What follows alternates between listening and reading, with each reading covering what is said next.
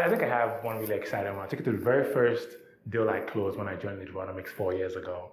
So I was a month and a half into the job. I hadn't closed any deal yet. So I was really scared I was not going to get confirmed because as a salesperson, you know. I did a cold call and to this client called Baker's Group, and the lady agreed to meet up with me, but I didn't have Wi-Fi at home. So at the time she sent me a yes email, I didn't get the email till the next morning. So the meeting was for 10 a.m. I woke up at 7 a.m. I saw the email saying, let's have a meeting at 10 a.m. today. Okay, so it was, I got into a panic mode. I came to the office, I called my boss. He said he wasn't available for the day. He couldn't take me to the client's place because he had a meeting somewhere else. Called my colleagues, they couldn't help me as well. So I got into the office. I had about $40 to my name in Malaysia. And so I asked one of my colleagues called Aslan, and I said, hey, how do I get to this place? There was no Grab or Uber at the time. I didn't have a car either. So how do I get to this place called Kota Kamanin? He said, it's really far, bro. Like, how far is it? He said, really far. I said, okay. Can you check how much and how long it would take me to get there? He said, it's 40 kilometers. It costs you about 42 ringgit. I had $40. So even if I made it there by $40, I would never be able to come back to KL. So a colleague of mine, Evie, walked in. I said, Evie, I got to go for this meeting. I don't have money. So Evie offered to loan me $100.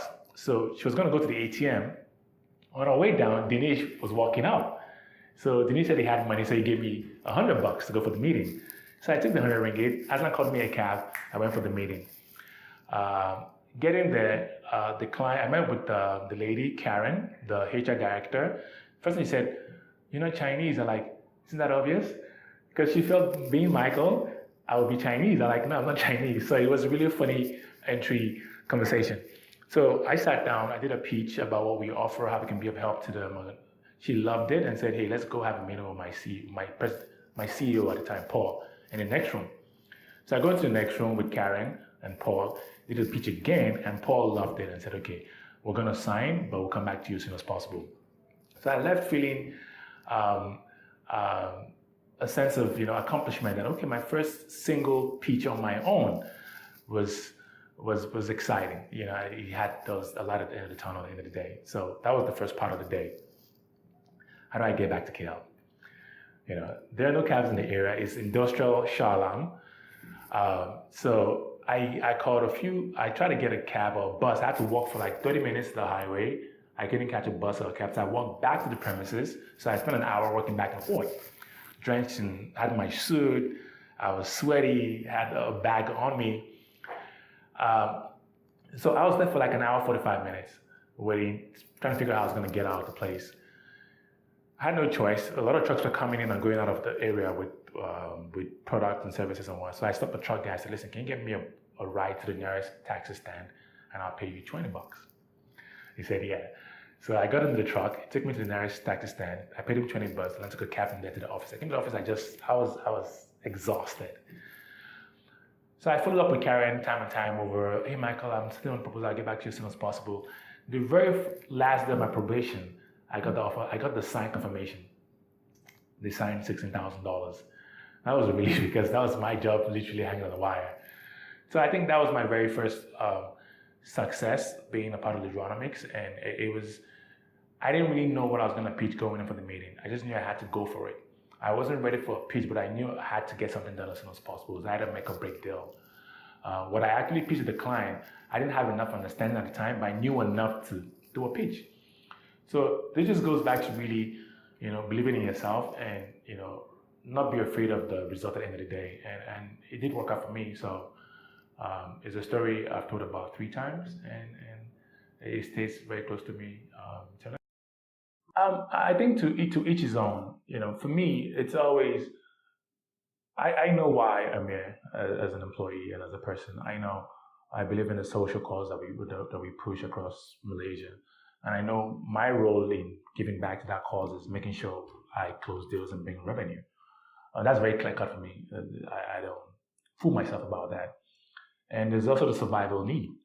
You need a job, right, to pay your bills and make ends meet.